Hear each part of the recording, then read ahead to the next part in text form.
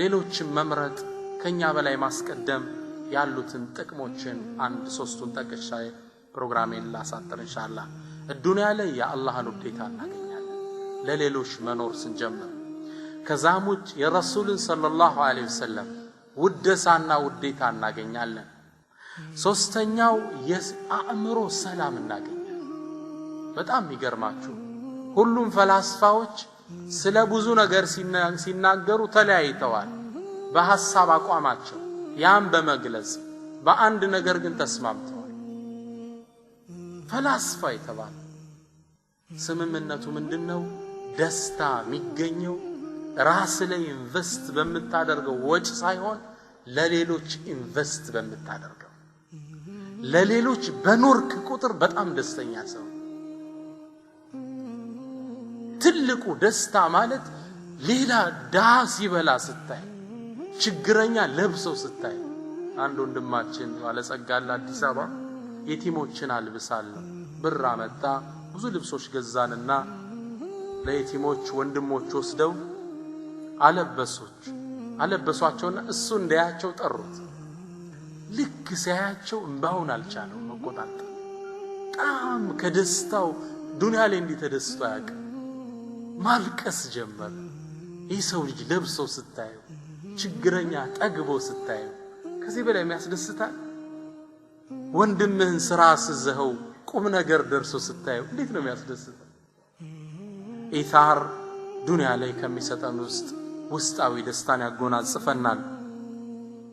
ሌላው ሌሎችን ማስቀደም ጸጋው ከዱንያ ፈተና ይጠብቀናል። ዱንያ ዛሬ ካሳቀች ነገ ማስለቀስ። ችግሮች ሲመጡ ግን የአላህ እርዳታ እገዛ ከኛ ጋር እንዲሆን ያግዘናል። ነቢያችን ሰለላሁ ዐለይሂ ወሰለም ምን ይላሉ? ኢነ ሰናኢዐል ማዕሩፍ ተቂ መሳሪዐ ሱእ። መልካም ስራዎች መጥፎን አወዳደቅ ይጠብቃል። ወላሂ አላህ እናንተ መሃል የምታቋቸው የሰራሃት መልካም ስራ መጥፎ ቀን ላይ ይደርስልሃል።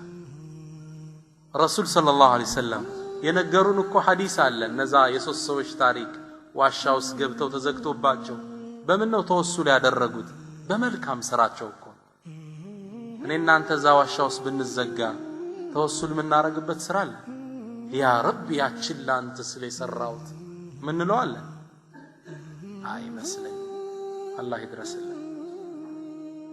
አንዴ ከነቢዩ ሰለላሁ ዐለይሂ ወሰለም መላክ በፊት አንድ በረሃ ላይ የምትኖር የአላህ ደግ ባሪያ ሴት ልጅ ነበረች። እቺ ሴት ለጋ ልጅ አላት። ታዲያ አንዴ ቤቷ ቁጭ ብላ ምግብ ለመመገብ ምግቡን አንስታ አፏ ላይ ስታደርሰው ከውጭ አንድ ምስኪን ይጮሃል። አልጁ ረሃብ ፈጀኝ፣ እርሐሙኒ የርሐምኩሙላህ፣ እዘኑልኝ አላህ ይዘንላችሁ ይላል። ቤቱስ ምንም ነገር የላትም ከዚች ጉራሽ ውጭ። ምን ታድርግ? አፏ ውስጥ ልትከተው የነበረችውን አወጣችና ለዚህ ምስኪን ሰጠችው። ከራሷ በላይ እሱን አስቀደመች። ይችን ስራ ለካ አላህ አዳንቆ መዝግቧት ነበር። ቀናት አለፉ። አንዴ ስራ እየሰራች በረሃ ላይ ወጣ። ልጇን ሕፃኑን ልጅ ልብሱን አንጠልጥሎት መሮጥ ጀመረ። ተኩላ መጥቶ እዚህ ጋር በጥርሱ ይዞት በበረሃው ይዞት መሮጥ ጀመረ።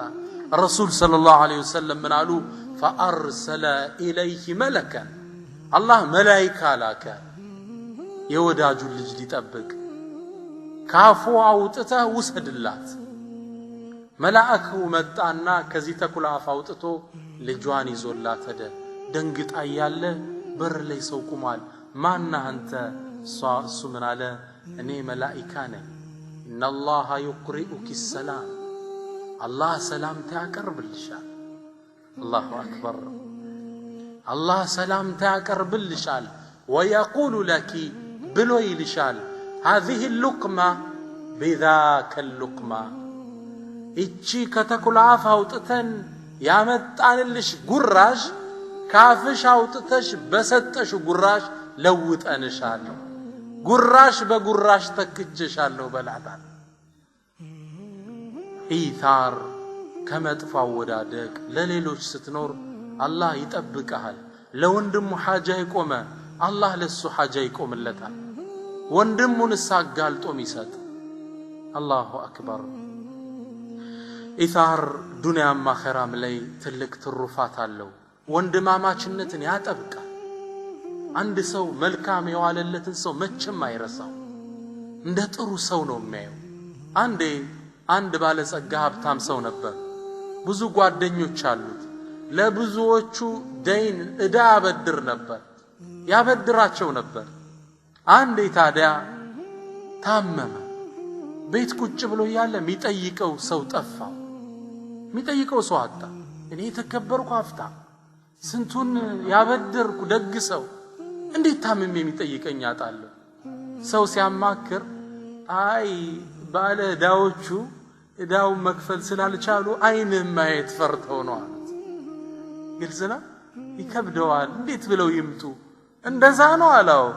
ይሄ ብር ከወንድሞቼ ቆረጠኝ። ሰው ጠራና ገበያ ወጣ፣ አዋጅ በላል። ከእገሌ ዕዳ ያለበት ሰው ከዕዳ ነፃ ናችሁ ብለው ወጃል። ወጡ አዋጅ አለ። ሙአሪኾቹ ታሪክ ዘጋቢዎቹ ምን ይላሉ? ከሰዓት የበሩ ቋሚ ተሰብሮ አደረ በሚጠይቀው ሰው ብዛት። ሰውየው አፉ ብለው ወንድምነትን ገዙ። ከብር ወንድም ይበልጣል። ብር ይቅርብኝ፣ ወንድሞቼ ይሻሉኛል። በአኺራ ደግሞ ኢታር የሚሰጠው ጥቅም ጀነትን ያወርሰናል። ማራኪ ታሪክ እናታችን አይሻን ያስገረመውን ሐዲስ ልንገራችሁና ምናልባት ፕሮግራሜን ወደ ማጠቃለል እሄዳለሁ። ይህ ሐዲስ ቡኻሪ ላይ የተዘገበ ሐዲስ ነው። እናታችን አይሻ ምን ትላለች? ጃአት ምስኪነቱን ተሕሚሉ ብነተይን ለሃ። አንዲት ምስኪን ወደ ቤቴ መጣች። 2 ሴት ልጆቿን ይዛለች። እርቧታል። ከዛም እባካችሁ ለግሱን እርቦናል ስትል ከረሱል ቤት የነበረው ያኔ አይሻ ቤት ቴምር ብቻ ነው። 3 ቴምር ሰጠዋት።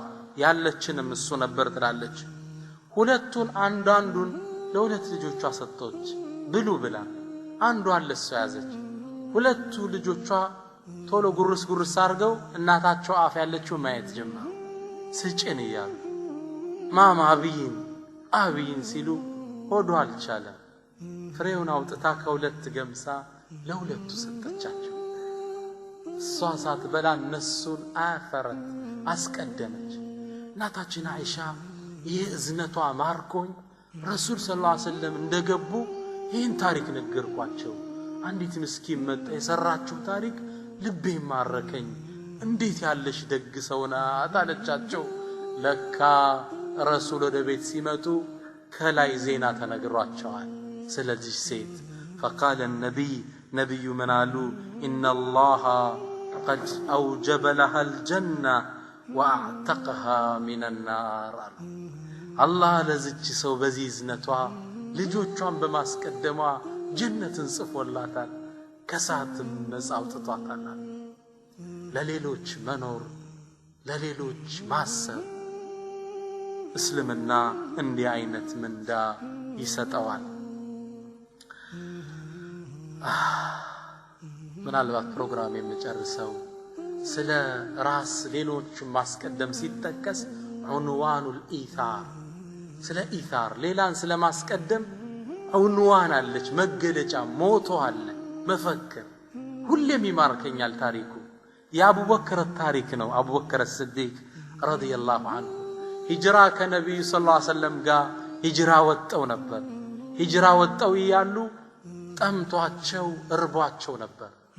ረሱል ሰለላሁ ዐለይሂ ወሰለም ሚጠጣ ወተት አገኙ። አቡበክር እሳቸው ሊጠጡ ጀመሩ ይላል። ተመልከቱ ኢታር፣ ለረሱል ያለውን ሑብ፣ እሳቸውን ከነፍሱ እንዴት እንደሚያስቀድም። ልክ መጠጣት ሲጀምሩ ትክ ብሎ ያያቸዋል። ከዛ ምን አለ ታሪኩ ሲዘግብ ፈሸሪበ ሐተር ተወይታል። ረሱል ጠጡ ጥቤ እስኪቆረጥ ድረስ። የጠጣው ማን ነው?